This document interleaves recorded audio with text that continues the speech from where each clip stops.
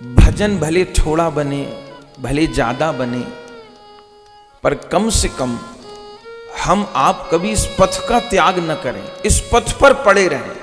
भले भजन थोड़ा बने, ये स्थिति आती रहती है, कभी ज्यादा होता है, कभी कम होता है, कभी बहुत अच्छा मन लगता है, कभी उखड़ता है मन, लेकिन पथ पर पड़ा रहे, कुसंग में न गिर जाए। अगर भजन में मन नहीं लग रहा, कोई बात नहीं, सावधानी से उस कठिन समय को, ऐसा होता क्यों है, कभी भजन में मन लगता है, कभी नहीं लगता, कारण क्या होता है?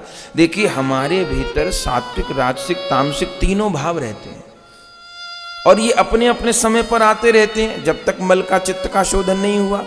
जब कभी हमारे भीतर तामसिक भाव का प्रभाव बढ़ता है, तो उस समय भजन में अरुचि हो जाती है। जिस समय सात्विक भाव की घनता रहती है, अधिकता रहती है, तो भजन में आनंद आता है। ये चक्र चलता रहता है।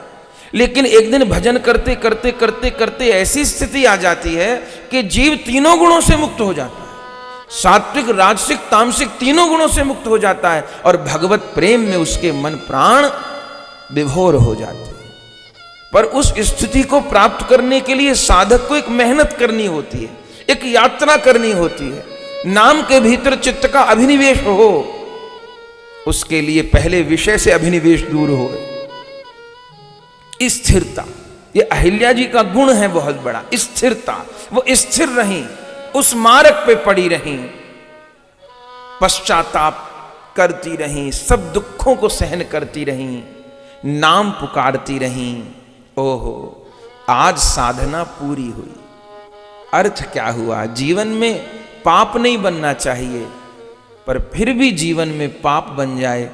एक संत कहते, काम न छूटा, क्रोध न छूटा, लोभ न छूटा, मोह न छूटा, तो नाम रटन क्यों छोड़ दिया?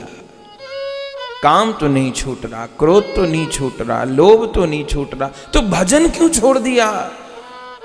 संसार में कहावत कही जाती है, अरे वो व्यक्ति तो मुंह में राम बगल में छुरी, ऐसा बोला जाता है, व्यंग किया जाता है। लेकिन ये कहावत कुछ ठीक नहीं। अरे उस आदमी से तो वो आदमी अच्छा है जिसके मुंह में भी छुरी और बगल में भी छुरी, उससे तो वो अच्छा ही है ना, उसके कम से कम मुंह में तो राम है। और एक बात और, यदि मुंह में राम रहा तो एक दिन बगल की छुरी गिर जाएगी। यदि मुख में राम रहा तो एक दिन बगल की छुरी गिर जाएगी। पर उनका क्या होगा जिनके बगल में भी छुरी और मुंह में भी छुरी?